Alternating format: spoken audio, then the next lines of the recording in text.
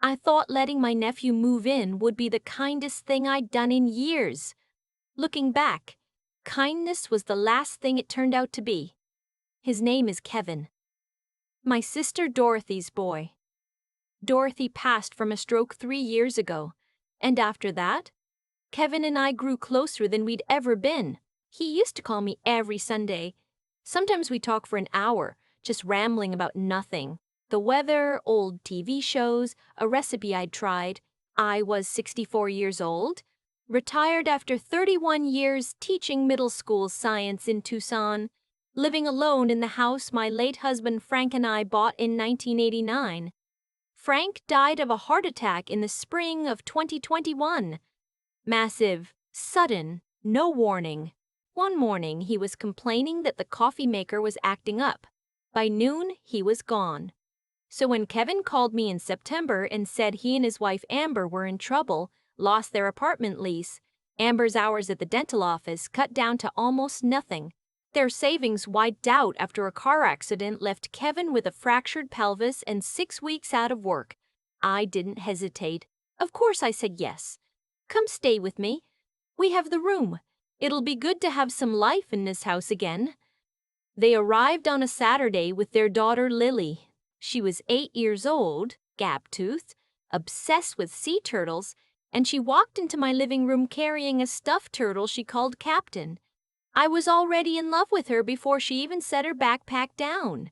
The first few weeks were genuinely good. Kevin helped me replace the screen door I'd been putting off fixing for months.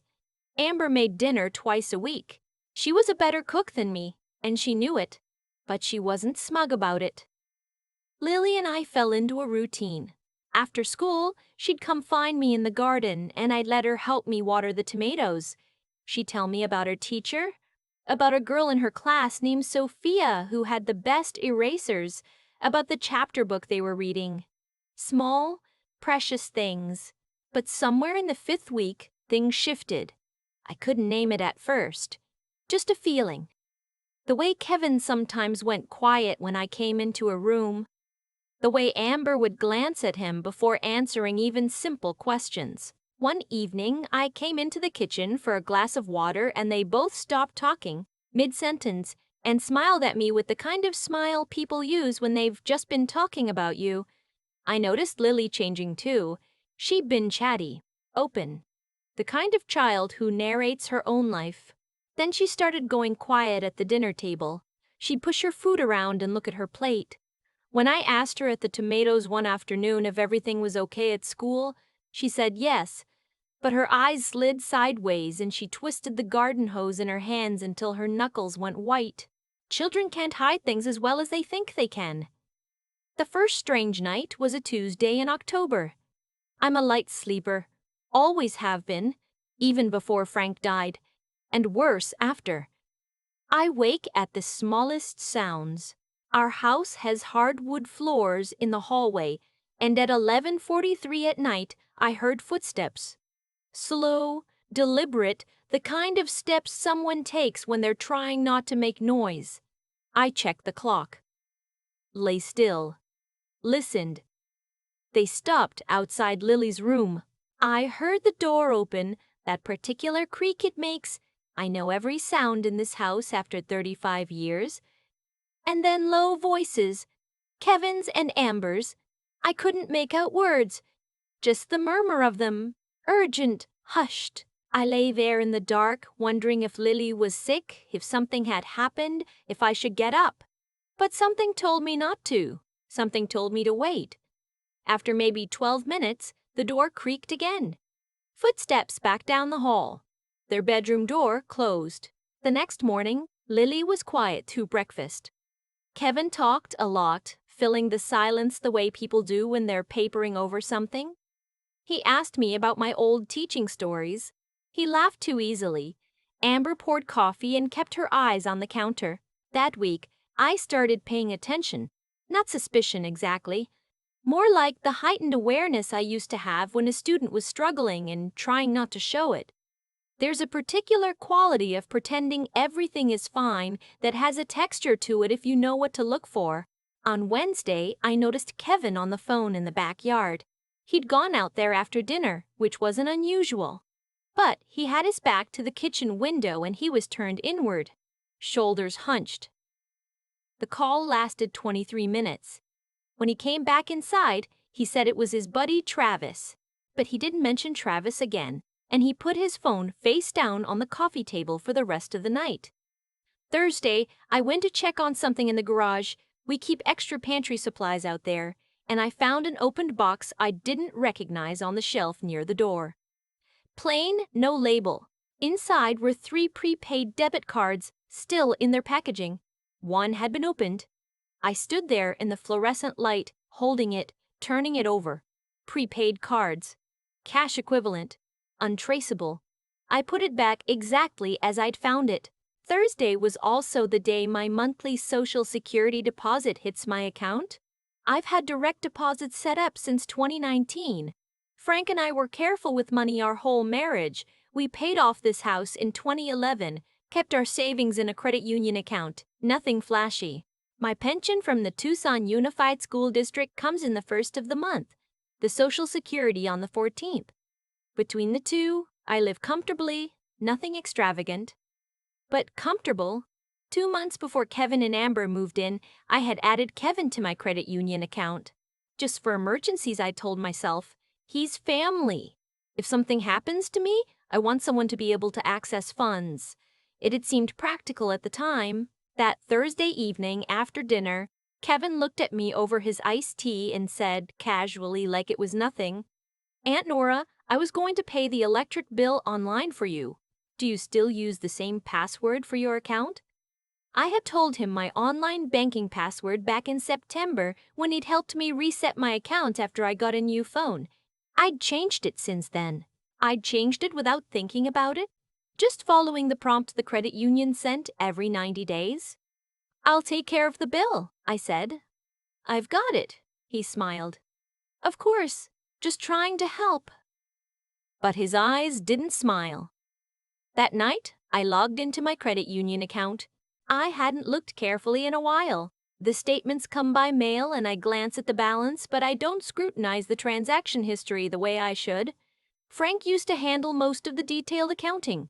After he died, I'd gotten better about it, but I still had the habit of trusting my balances more than auditing my history. I scrolled back 6 weeks. There were 4 withdrawals I didn't recognize. Not huge amounts, nothing that would trip an immediate alarm. $240 here, $300 there, one for $175, one for $420. Together, just over $1,100. Transferred to an account I didn't know. The account number listed in the transfer log was not Kevin's personal account. I had that number from when I'd sent him money for Dorothy's funeral expenses. This was different. I sat at my kitchen table with my laptop and my reading glasses and felt something settle in my stomach like a stone dropping through water. Cold and slow and final. I didn't sleep that night. I spent the next morning, Friday, acting completely normal. I made oatmeal. I commented on the weather. I asked Amber if she needed anything from the grocery store. I talked to Lily about the sea turtle book she was reading for school and told her I'd love to hear her read some of it to me that weekend. Inside, I was building a timeline. The first withdrawal was 11 days after Kevin and Amber moved in.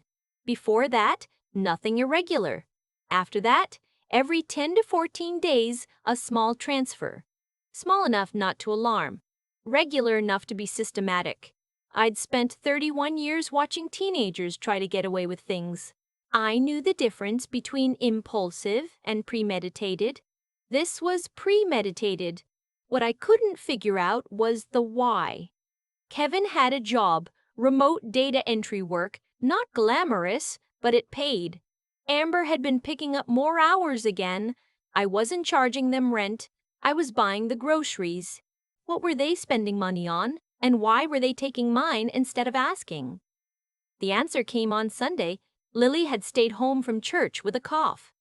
Kevin and Amber went, which struck me as slightly odd. They weren't particularly church-going people, but I didn't push it. Lily and I made soup together. She was stirring the pot and I was cutting celery, and out of nowhere she said, Grandma Nora, is Daddy going to go to jail? I put down the knife. What makes you ask that, sweetheart? She stirred the soup without looking up. I heard them talking. Daddy owed money to someone, and the someone was being mean about it. Mommy was crying. When did you hear that? When they came in my room at night. My throat went tight. What do they do when they come in your room at night? She shrugged, still watching the soup. They think I'm asleep. They talk quietly. Daddy always checks my backpack after, and sometimes he takes a piece of paper out and puts it back. What kind of paper? From school. Notes. The ones from my teacher. I made myself keep my voice even. Do you know why? Daddy said Mrs. Missy Patterson sends home too many notes. I kept my face completely calm. I finished the celery. But my mind was running at full speed. Mrs. Patterson was Lily's third-grade teacher at Cragen Elementary.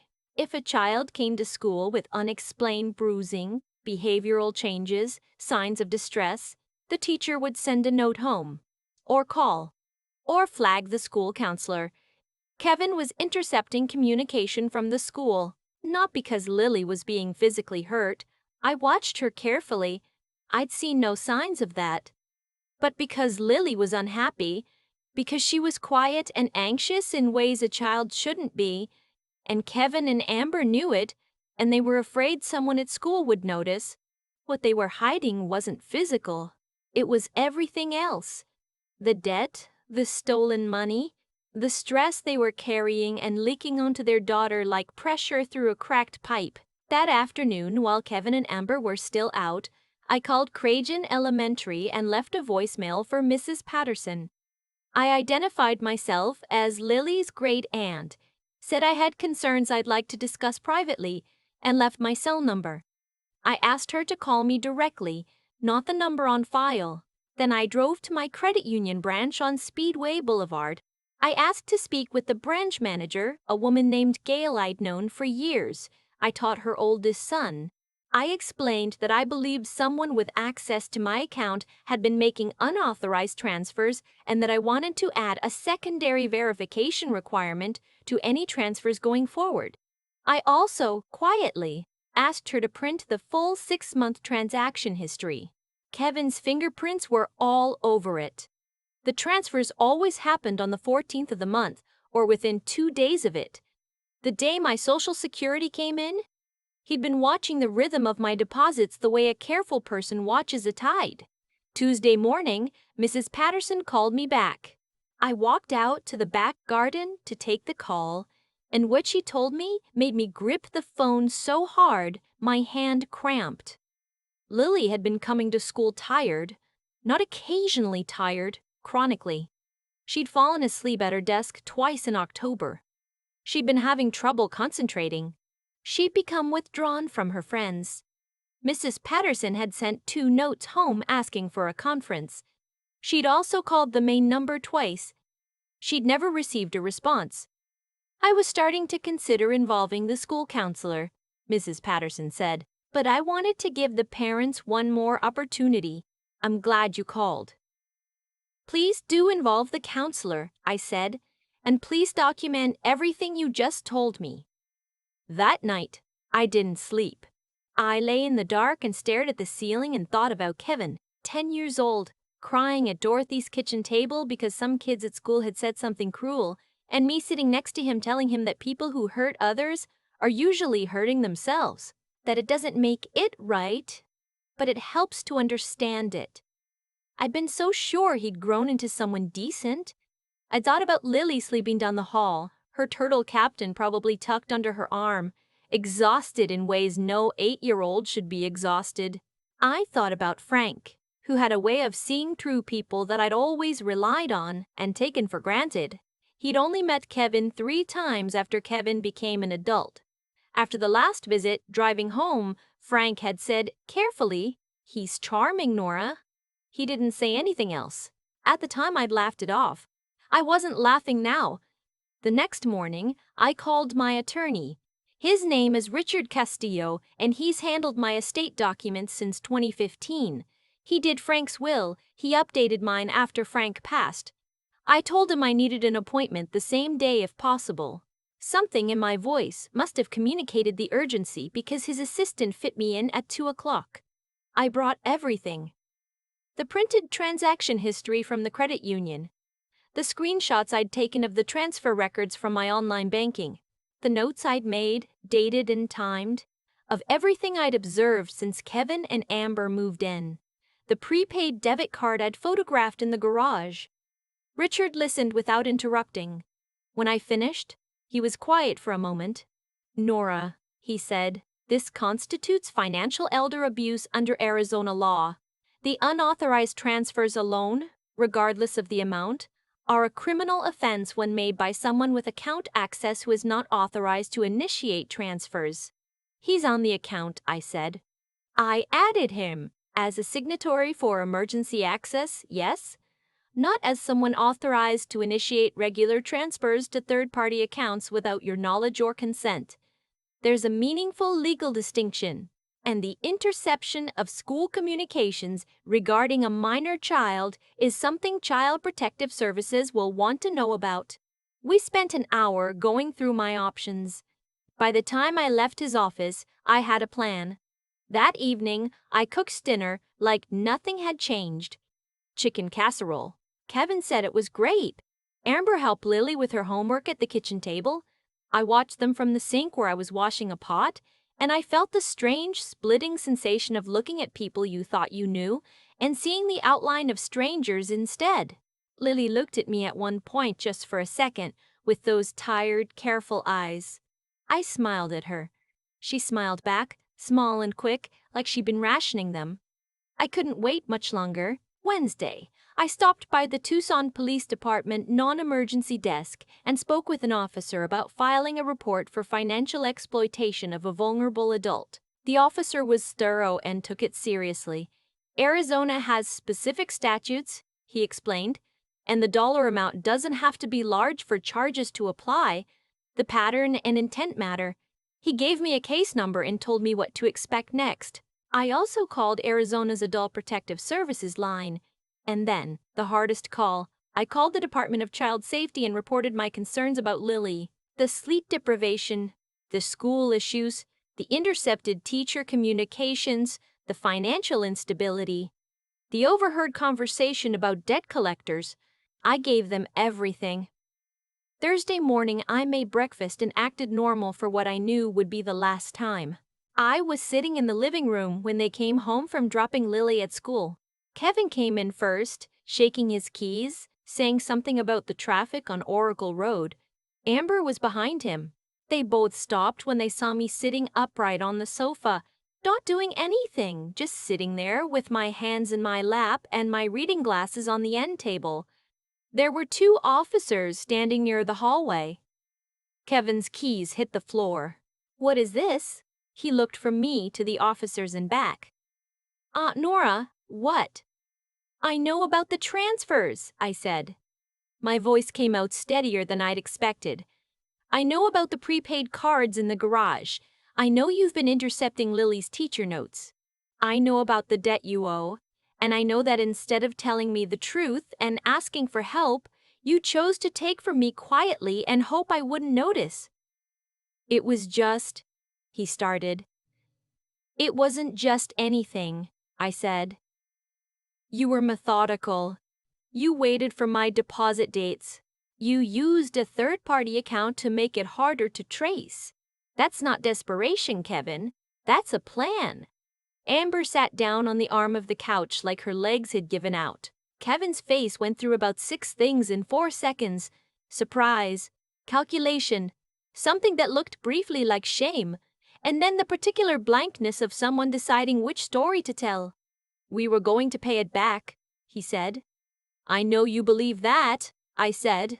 One of the officers asked them both to remain in the room. Richard arrived 20 minutes later with the documentation. DCS sent a caseworker who would be meeting with Lily at school. She wouldn't come home to this. She would be seen first, separately, with a professional who knew how to talk to children. Kevin tried to explain. The gambling. It had started small. Sports betting through an app. Easy money that turned into chasing losses that turned into $4,000 owed to a person who was not a bank and did not have a bank's patience. He'd paid part of it back. He'd needed more. He'd looked at my account and told himself it was temporary. He'd replace it. I'd never know. "You could have told me," I said when he'd finished. "Kevin, you could have sat down with me and told me the truth. I would have helped you. It would have been embarrassing, but I would have helped you." He looked at the floor. "I know," he said. "That was the worst part. Not the theft, not the deception, not even the anger I felt standing in my own living room watching police officers speak with my sister's son. The worst part was that small, quiet, 'I know.' Because it meant he had known. He had known I would have helped him, and he had chosen the other thing anyway. They were not arrested that day. The investigation would take several weeks to process formally. But they were asked to leave my home immediately. Kevin and Amber went to a motel. The DCS caseworker determined that Lily should not go with them during the initial period of the investigation. She came home with me that afternoon. She walked through the front door carrying Captain and looked around the living room like she was checking to see if it was still the same place. "Is Daddy in trouble?" she asked. "Yes," I said, because she was 8 and she deserved the truth in plain words. "He did something he shouldn't have, and there are people who are going to help figure out what happens next. But you are safe. And you are staying here with me." She thought about this. Then she went to the kitchen and asked if we could make the tomato soup again. We made tomato soup. In the weeks that followed, I learned the full picture. Kevin owed just over $6,000 to a man he'd met through a private betting group online. Not a loan shark in the movie sense, but not far from it either. He'd been paying it down using my money. The total he'd taken from my account, when everything was traced, came to $1,460. He'd also, I discovered, tried to log into my credit union account online twice in October using my old password. The credit union's security system had flagged both attempts and locked the account. I'd gotten a notification on my phone that I'd dismissed as routine, assuming it was my own error. He'd been 2 failed attempts away from accessing everything. Richard filed a civil claim for restitution. The criminal investigation resulted in Kevin being charged with financial exploitation of a vulnerable adult and unauthorized computer access, the latter for the login attempts. He took a plea: 2 years probation, mandatory repayment, community service, and a gambling addiction counseling requirement the judge added over the prosecutor's standard recommendation. Amber wasn't charged. The investigation found no evidence she participated in or had prior knowledge of the transfers specifically. She'd known about the debt. She'd known Kevin was stressed about money, but she hadn't known where the payments were coming from. I believe that. I'd watched her face in that living room when everything came out, and what I saw wasn't guilt. It was genuine shock. She and Lily are living with Amber's mother in Phoenix now. Lily's doing better. Mrs. Bala Patterson sent me a card in December saying Lily had been more herself lately, talking to her friends again, sleeping through story time instead of at her desk. I drove up to Phoenix in January and took Lily to the Arizona Sonora Desert Museum. She spent 40 minutes at the sea turtle exhibit, face pressed to the glass, explaining everything she knew to me in great detail. I let her talk until she ran out of things to say, and then I bought her a stuffed sea turtle from the gift shop because Captain's ear was getting worn. I'm in contact with Amber. We talk occasionally, carefully. She's working more hours now. She said Kevin is going to the counseling, that he seems to mean it. I don't know what their marriage looks like on the inside. That's not mine to know. Kevin called me once, in February. I let it go to voicemail. He said he was sorry, that he'd known it was wrong from the beginning and had kept telling himself it was temporary until temporary became a habit, and a habit became a choice he'd stopped examining. He said he missed Dorothy. He said he thought about me in my house alone after Frank died, and it made him feel. He paused on the recording. He said it made him feel sick, knowing what he'd done. I've listened to that voicemail 4 times. I haven't called him back yet. Maybe I will. I'm not there yet. What I know is this. I am 64 years old and I live alone in a house in Tucson with 35 years of ordinary life soaked into the walls. I have a garden that's growing better this spring than it has in years because Lily and I turned the compost in January before she moved and added it properly for the first time ever. I have a pension and a Social Security deposit that comes in on the 14th, and a credit union account with 2-factor authentication and a branch manager named Gail who now calls to check in every quarter. I have a stuffed sea turtle on my kitchen windowsill that Lily left behind by accident, and I keep meaning to mail back and haven't. People have asked me since, neighbors, my friend Ruth, my book club, how I stayed calm, how I sat across from my nephew and didn't give anything away while I was building a case. I tell them the truth. It wasn't calm. I was terrified every day of those 2 weeks. I was terrified I was wrong. I was terrified I was wrong. I was terrified of what it meant about Kevin, about Dorothy, about my own judgment. I'd invited them in. I'd added him to my account. I'd trusted. But terror and action are not mutually exclusive. You can be afraid and still pick up the phone. You can love someone and still report them. You can grieve the person you thought they were while holding the evidence of who they actually are. Frank used to say I had good instincts, but I didn't trust them enough. He was right about that, and I think about it often now. I trusted something was wrong before I had any proof. I trusted Lily's eyes at the kitchen table before she said a word. I trusted the way Kevin's phone went face down and stayed that way. Next time I won't wait as long. On a Tuesday in early March, I drove up to Cragen Elementary to drop off a donation for the classroom. Supplies Mrs. Beck Patterson had mentioned needing on the school's wish list. She met me at the office door and shook my hand and said, "Lily talks about you, you know. She calls you Grandma Nora." I drove home the long way, windows down, past the saguaros on the east side of town, and I thought about that. Grandma Nora. Frank would have found that funny. He would have said, "See, some good came out of it." He had a gift for finding the true thing, the durable thing, inside whatever mess life handed you.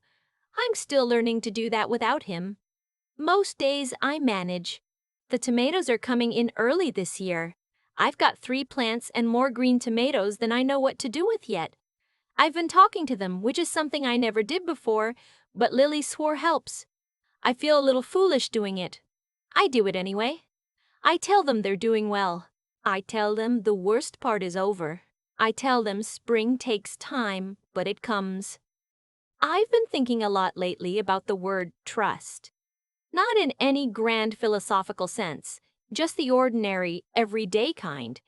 The kind where you add someone to your bank account because they're family and you can't imagine needing a reason not to. The kind where you hear footsteps in the hallway at night and tell yourself it's nothing because the alternative is something you're not ready to look at yet. Kevin didn't set out to become someone who stole from a grieving widow. I genuinely believe that. I think he made one bad decision with the sports betting app, and then another trying to cover it, and then the decisions started making themselves. That's how it works, I've come to understand. You don't choose to become a person who takes money from the woman who sat beside you at your mother's funeral. You just keep choosing the small thing, the easier thing, the quieter thing, until one day the small things have built a wall between who you were and who you've become, and you can't quite see over it anymore. But here's what I keep coming back to. Kevin knew. He told me so himself on that voicemail I've listened to 4 times now. He knew it was wrong from the beginning. He knew I would have helped him if he'd asked, and he chose not to ask. That choice, that one specific choice to take instead of ask, is where I place the weight of what happened. Not on the debt, not on the gambling, not on the pressure he was under, on that choice. Because I know what it costs to ask for help. I know it better than most. When Frank died, I had to learn how to ask people to carry things I had always carried myself. It was one of the hardest adjustments of my life. Harder than the paperwork, harder than sleeping alone. Pride is expensive. I paid for mine too. But there's a difference between pride that costs you your own comfort and pride that starts costing the people around you. The people who would have said yes without a second thought if you'd only given them the chance. Lily taught me something I didn't expect out of all of this. She's 8 years old and she already understood, in the way children sometimes understand things that adults overcomplicate, that pretending everything is fine takes more out of you than telling the truth. She was exhausted from it. You could see it in her eyes before she said a single word.